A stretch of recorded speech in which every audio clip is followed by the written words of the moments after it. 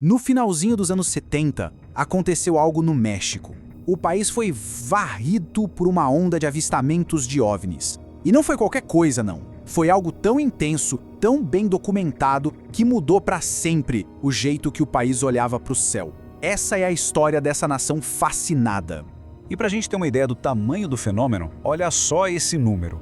Em apenas 3 anos, entre 1977 e 1979, foram registrados oficialmente 187 casos. E a gente não está falando de luzes distantes, sabe? Foram eventos que mobilizaram civis, a imprensa e, pasmem, até as mais altas agências de inteligência. Isso não aconteceu do nada. O México já era considerado um hotspot global para esse tipo de fenômeno, quase como uma janela aberta para o inexplicável. E essa reputação só fez com que essa onda de 77 ficasse ainda mais importante, chamando a atenção do mundo inteiro. Para entender direitinho o que rolou, vamos seguir o rastro desses eventos. Primeiro, a gente vai ver qual era o clima no México naquela época. Depois, vamos mergulhar de cabeça no incidente que virou o centro de tudo, o caso de Puebla. A gente vai explorar as investigações, conhecer outros encontros bem bizarros e, no final, tentar responder aquela pergunta, né? Foi tudo um grande mal-entendido ou algo mais? Ok, para a gente entender essa onda de 77, a gente precisa primeiro voltar um pouco no tempo, porque o México daquela época, nossa, vivia uma verdadeira febre OVNI. Era um fascínio cultural que meio que preparou o terreno para tudo que estava por vir. E esse interesse vinha de todo lado. Tinha congressos internacionais sobre OVNIs em Acapulco e na Cidade do México, que atraíam multidões. Nas bancas, revistas como A Contatos Extraterrestres e a super popular Duda, que era em formato de quadrinhos, vendiam muito. E claro, nos cinemas, o filme Contatos Imediatos do Terceiro Grau do Spielberg foi um fenômeno. O assunto estava na boca do povo. E foi bem no meio dessa efervescência toda que um evento específico aconteceu e virou o epicentro de tudo.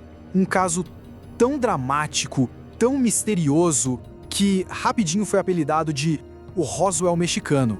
A manhã de 29 de julho de 77 foi uma loucura. Uma sucessão de eventos incríveis. Tudo começou às 5h55 da manhã. Civis relataram 3 luzes estranhas. Pouco mais de uma hora depois, uma equipe de filmagem por puro acaso capturou 2 objetos em película. Às 8 da manhã, o registro virou oficial pela Rádio Aeronáutica Mexicana. E às 9, a confirmação final. Um voo comercial detectou um objeto no radar se movendo numa velocidade impressionante. Quer dizer, eram várias fontes de áreas diferentes confirmando a mesma coisa. O clímax dessa manhã toda foi um estrondo sônico ensurdecedor. Foi ouvido num raio de mais de 100 quilômetros na Serra de Puebla. A reação oficial, imediata e secreta. O exército mexicano isolou a área da suposta queda, impedindo qualquer acesso e, claro, gerando uma onda de especulação. E a primeira evidência física apareceu de um jeito bem inesperado.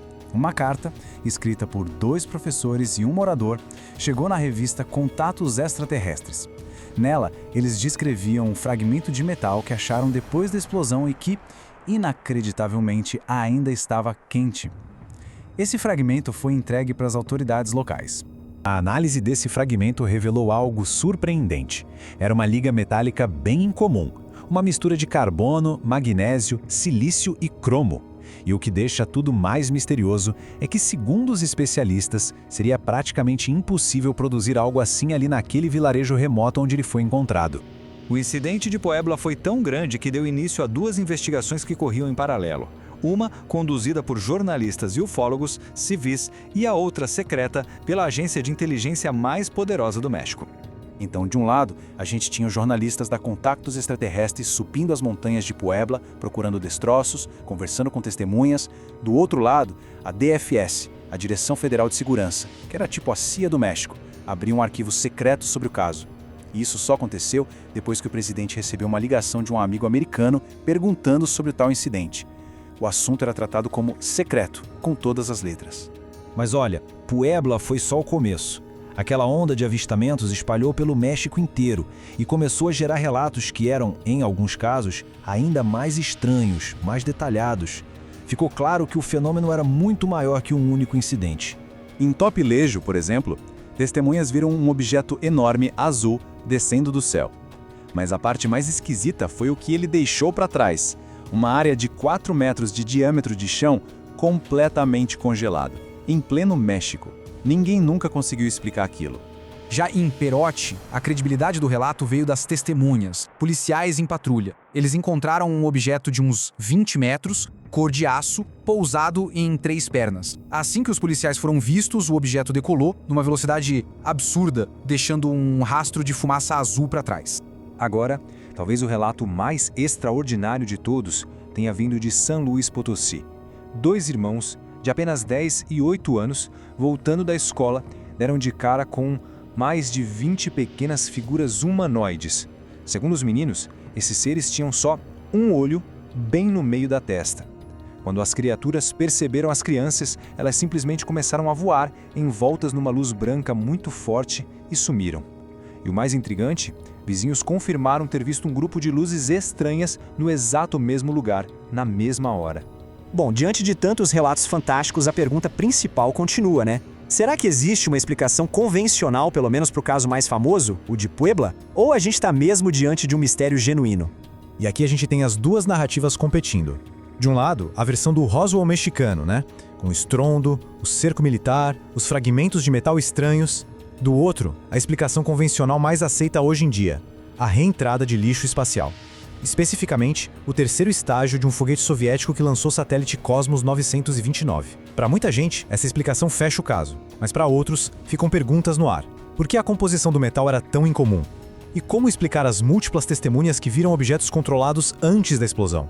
E essa é a questão fundamental. Vamos supor que a queda em Puebla tenha sido mesmo lixo espacial soviético. Ok, mas isso explicaria os outros 186 casos? Explicaria o chão congelado em Topilejo? A nave vista de perto por policiais em Perote? Ou, o mais difícil de todos, os pequenos seres de um olho só em São Luís Potosí? A resposta para um caso, mesmo que seja correta, não necessariamente resolve a onda inteira. Independentemente da explicação para cada um dos casos, o impacto que esses 3 anos tiveram na cultura mexicana foi inegável e duradouro.